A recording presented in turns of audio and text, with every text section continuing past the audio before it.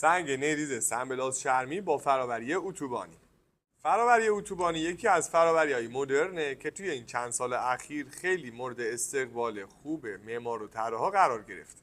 فراوری اتوبانی جزء فراوری‌های چند مرحله‌ایه که سنگ اول سنبلاس چرمی میشه و بعد از اون به وسیله دستگاه یه سری شیارهای منظم روی این سطح سنبلاس چرمی خورده میشه و در نتیجه شما توی پروژه یه ریتم خطی منظم دارین که باعث میشه یه خروجی شیک و مدرن و متفاوت داشته باشه.